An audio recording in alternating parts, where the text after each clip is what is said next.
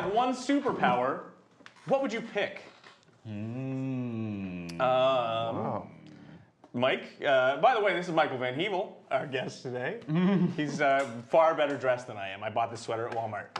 I bought the suit at Walmart. Actually, I was on the way to your house when I bought this sweater. Were you really? Yeah. Wow. My superpower would be having a nicer sweater. You're gonna waste it on having a nicer sweater? Well, not really, but I wanted to seem coy and cheeky. That's less of a superpower and more of like a vigilante power. Like ranking under Iron Fist. And I'm Batman. I just have like one of those zip-up sweaters, but it has eye holes in it.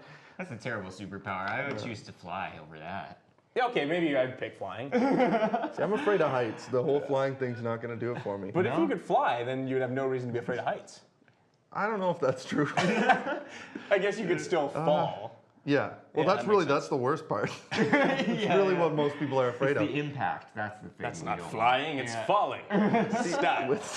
I would say like to be able to like control time, like to be able to go back in time or forward in time. But it's a lot of responsibility. Yeah. That's That the seems thing, like I it would don't turn know. into like a Twilight Zone episode really Yeah. quickly. Like you just keep redoing the same The butterfly moment. effect. You just ruin things. Actually, that would make a great episode of Black Mirror. No, because then they'd have to invent time travel. That's too much. That's a good show though. You guys watch that?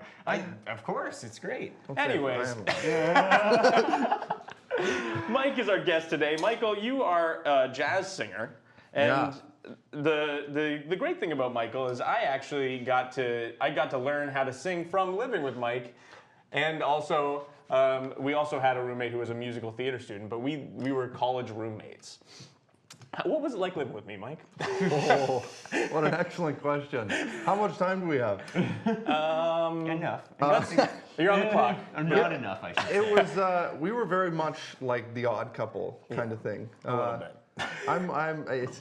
I don't know. Yeah, how do you explain what our dynamic was? It's more or less like what they're experiencing right now, where Yeah. I'm a little bit dour and you're always smiling and chipper. The best example of our sort of dynamic in college that I can think of was the one day that you were watching a movie on the couch or something, and I came out and sat beside you, and I just started shrieking at the top of my lungs. Yeah. And eventually, Dylan turned to me and he was like, "Stop!" And he was like, "I thought that it was like bullying, that if I ignored you, you'd go away." Yeah, Michael is like a mosquito. Yeah. Except that he sings really well. And he's doesn't look like a mosquito. He's really nothing like a mosquito, is what I'm saying. So you've got a show coming up in London, is it? Yeah, February 23rd. So Three of a Kind, that's with you, Jesse Grandmont, and Mark Payne. Yes. So tell us a little bit about how you actually got to meet Jesse and Mark. Like, how did you guys get together? Mark was the musical director at the Victoria Playhouse in Petrolia. Lovely piano player. And singer as well. He's unbelievable. He is believable. You believe it when you see it. He's very good. So I met him doing shows there. Same thing with Jesse. I met him doing shows there, and we all just kind of came together over just a love of all different kinds of music and stuff like that. So we decided eventually that it'd be kind of fun to put together a show that was kind of as goofy as we were, and that's how Three of a Kind happened, because it's us just going out and doing. So there's like a little bit of the crooning stuff that I do, and then Jesse plays violin and fiddle beautifully. So there's a little bit of that, and there's a little bit of Mark Payne doing his piano stuff. But also there's a whole lot of like just cross-genre, like wild and crazy stuff. So you guys kind of work it as a trio and you accompany each other and. Yeah, absolutely. We also we just did a show in Petrolia. Okay.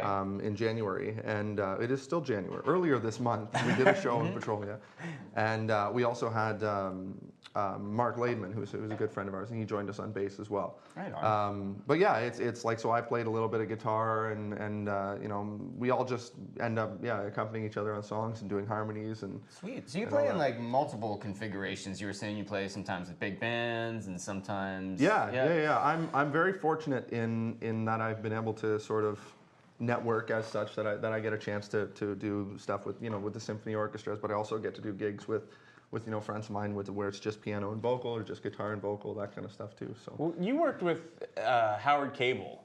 Yes. So tell the viewers at home about Howard. because that was a really interesting dynamic to me. Yeah. So Howard, when I met Howard, he would have been, I want to say 92 when I met him.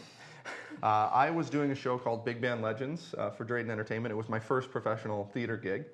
And I met Howard, and he sort of fell in love with my voice. Howard, for those that don't know, he was an extremely talented Canadian big band legend. Okay. So he was a conductor and arranger and composer, and he did the original Hockey Night in Canada theme. Oh, no way. The Saturday game was his arrangement. Wow, okay. So was a huge deal. He basically started CBC.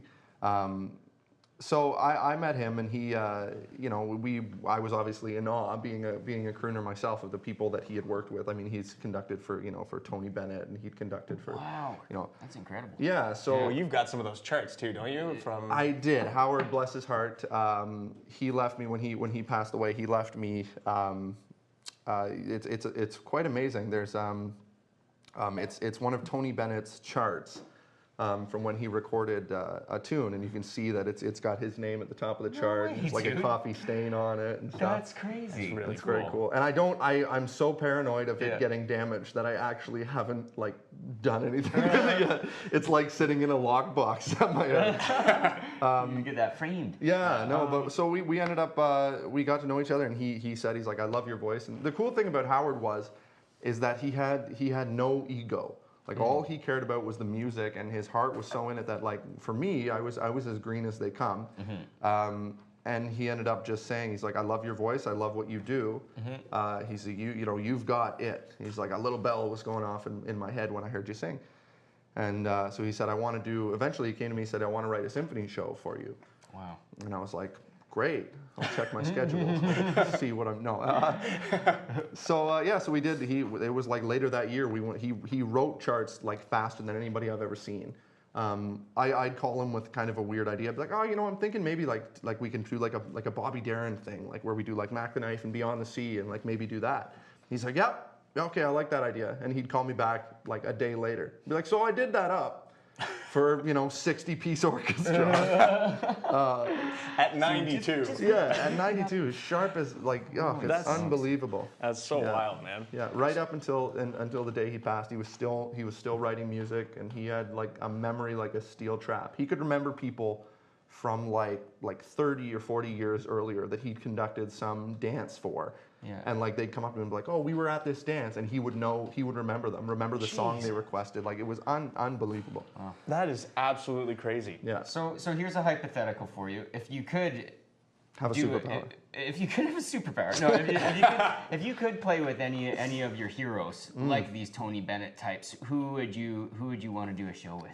Living or dead? That's Bobby Darin. Yeah? Yeah.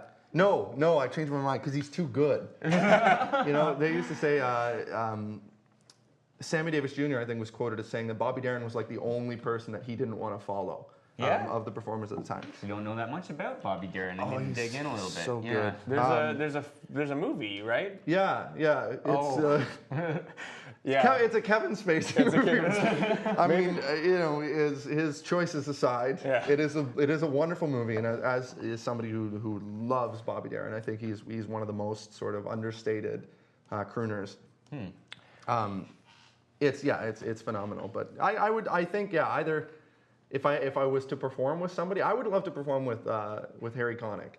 Yeah. He's super intimidating, but I feel like that he's like a mad scientist. Did you at see the piano. Harry Connick Jr.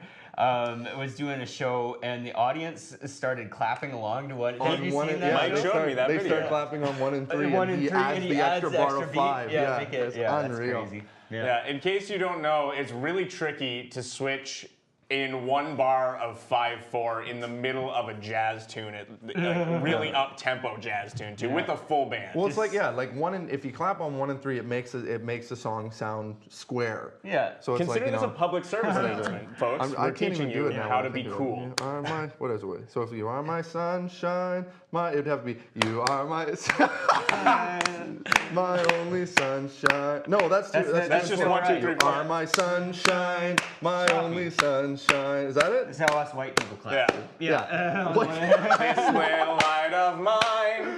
Yeah. Whereas it should be, gonna let it da, shine. ooh, ba is the 2 and 4, and it's Yeah, just it it's immediately better. makes it better. This little light of mine, as opposed to Sometimes this when I'm, little light of mine. When I'm doing gigs with Jesse and Mark and stuff like that, I start the audience clapping on 1 and 3 just because I love making them angry.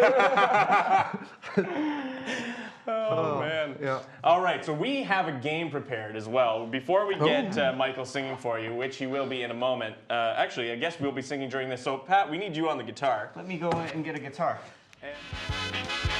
Night, hooting or screeching to declare its territory, to search for a mate, or to